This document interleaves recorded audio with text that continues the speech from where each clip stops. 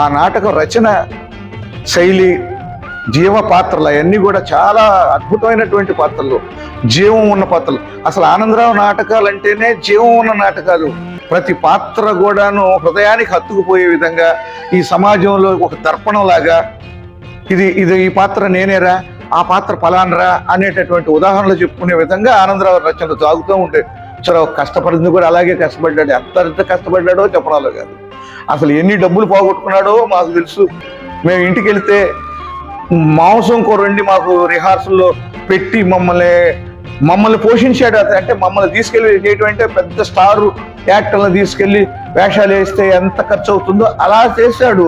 అక్కడ దాకా తీసుకెళ్ళి అంత పెద్ద వేషాలు ఇచ్చేసేసి ఒక మంచి స్టార్స్ని చేసినటువంటి వాళ్ళల్లో మాకు ఆనందరావు చాలా ముఖ్యుడు.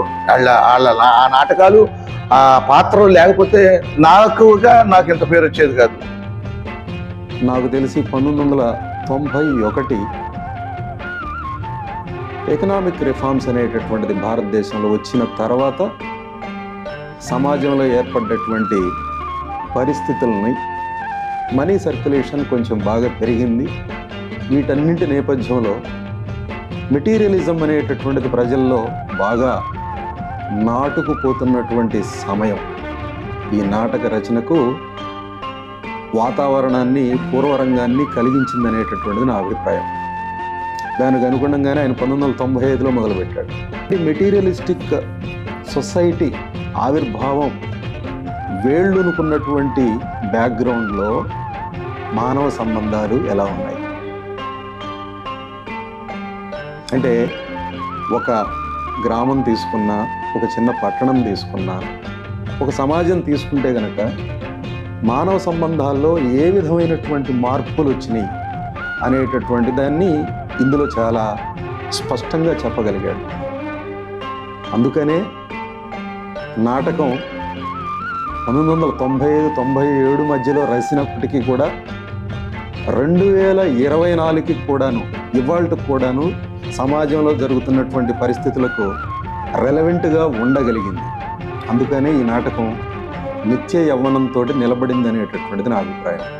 నాకు ఈ నాటకంతో 2004 సంవత్సరంలో నెల్లూరులో జరిగినటువంటి ప్రదర్శనతో అనుబంధం ఏర్పడింది. అంటే 20 సంవత్సరాలు పైబడి అనుబంధం ఏర్పడి, నేనే ఈ నాటకాన్ని గుంటూరు జిల్లాలో 3 రోజులు వరుస ప్రదర్శనలు చేయించినటువంటి వాడిగా, ఈ నాటకం అంటే, ఆనందరావు అంటే గౌరవం ఉన్నటువంటి వ్యక్తిగా, ఎనిహో మేమందరం కూడాను, నేను ఎప్పుడు కూడాను మీకు సపోర్టుగా, ఈ నాటకానికి సపోర్టుగా ఉంటానని మరొకసారి ఫిబ్రవరి 27వ తారీఖు జరగబోయేటటువంటి 2 గంటల నిడివితో కూడినటువంటి నాటకానికి ఆల్ ది బెస్ట్ తెలియజేస్తున్నాను.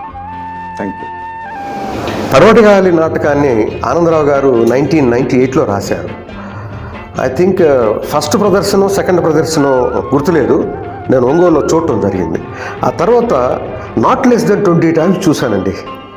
ఎందుకంటే గ్లోబలైజేషన్ అంటే ఈ పడమటిగాలి అనేది జస్ట్ డ్రామా మాత్రమే కాదు, అది నడుస్తున్న సమకాలీన అంటే కాంటెంపరీ రియాలిటీస్ని ఒక నాటక రూపంలో చూపించినటువంటి ఒక మహా నాటక రాజు అనిపించింది నాకు.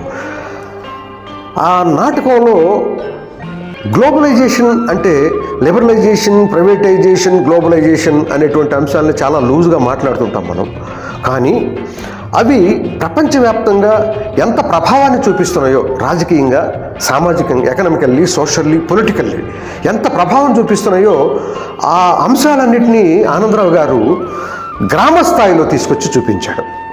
నిజానికి 1990sలో గ్లోబలైజేషన్ కొత్తగా వచ్చినప్పుడు యూనివర్సిటీస్ అన్నీ కూడా they are scratching their heads as to what exactly the globalisation was to find out. ఆ పరిస్థితుల్లో గ్రామ స్థాయిలో గ్లోబలైజేషన్ ఎంత దోపిడీ చేయగలదో, ఎంత మోసం చేయగలదో, ఎంత అన్యాయం చేయగలదో, ఎన్ని మానవ సంబంధాలని ఛిద్రం చేయగలదో, హ్యూమన్ రిలేషన్స్ని కొలాప్స్ చేయగలదో ఒక గ్రామ స్థాయిలోకి తీసుకొచ్చి ఆనందరావు గారు చూపించడం జరిగింది. Really it was a wonderful experience for me. I was really not aware of what exactly the globalization was, but ఈ నాటకం చూసిన తర్వాత నాకు గ్లోబలైజేషన్ అంటే ఏంటో నేను మా కొలీగ్స్ అందరికంటే ముందు వెళ్ళేటువంటి అవగాహన నాకు గ్రామ స్థాయిలో ఆనందరావు గారి నాటకంతో చాలా పర్ఫెక్ట్గా నాకు రావటం జరిగింది. నడుస్తున్న చరిత్రని కళ్ళకి కట్టినట్టు చూపిస్తూ ఫోర్సెస్ ఆఫ్ గ్లోబలైజేషన్ ఎలాంటి కుట్రలు కుతంత్రాలు చేసి సమాజాన్ని విచ్ఛిన్నం చేస్తున్నాయో చూపిస్తున్నటువంటి ఒక మహా నాటక రాజ్యం పడమటి గాలి. ఈ నాటకము తెలుగు సాహిత్య రంగానికి సంబంధించింది కాదు, కేవలం తెలుగు సమాజానికి మొత్తం సంబంధించింది. రేపు అనేది ఒక ఆశ. ఆ ఆశకు ప్రతిరూపమే ఆ చిన్న బిడ్డ. ఆ చిన్న బిడ్డను చూపడం ద్వారా ఒక ఆశకి రూపాన్ని చూపించాడు ఆయన. కేవలము ఎవరో వచ్చి ఒక ఉపన్యాసం ఇచ్చి నువ్వు ఇంత ఈ భూమి మీద అటువంటి అనుబంధాన్ని పెంచుకున్నావు కానీ అలా అని చెప్పి అది పోతున్నదని చెప్పి ఆత్మహత్య చేసుకోవడం అనేది బాగాలేదని అని ఎంత చెప్పినా దాని ప్రభావం చాలా తక్కువ. అదే కొత్త తరాన్ని చూపించి ఈ కొత్త తరం కోసము నువ్వు ఇంకా చేయవలసింది ఉంది అనడం, రేపు అనేది మరో కొత్త రోజు అనే ఆశాభావాన్ని కూడా చూపించాడు ఆయన. సరే, తన వరకు తను అప్పుడు అనుకోని ఉండకపోవచ్చు, కానీ అనుకోకుండానే ఒక ప్రక్క ఆత్మహత్య చేసుకోవడానికి తను సిద్ధమవుతూనే ఉండే సందర్భంలోనే వెంటనే ఆశను రేకెత్తించే ఆ సన్నివేశాన్ని కూడా ప్రవేశపెట్టడం ద్వారా బహుశా తనకు తెలియకుండానే ఒక ఆశాహమైన దృక్పథంతోనే ఉండాలి తప్పితే ఆత్మహత్యల వల్ల సాధించగలిగే ప్రయోజనం ఏమీ ఉండదు.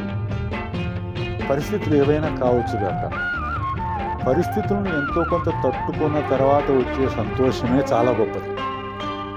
ఆ క్షణంలో అలా అనిపిస్తుంది, ఇక ఏం లేదు అని చెప్పి.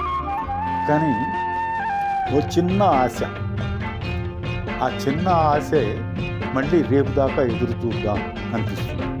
అందుకని జీవితంలో ప్రతి ఒక్కరు కూడా మరో ప్రయత్నం చేయడానికి మరో రోజు ఉంది కదా అనేదాన్ని అంతర్లీనంగా ఆయన చెప్పారు. మళ్ళీ ఇంకొక 25 ఏళ్ళు బతకాలి అనిపిస్తుంది. అటువంటి అవకాశం ఇచ్చిన దానికి ఆనందరావు గారికి మరోసారి నా శుభ అభినందనలు. Hats off.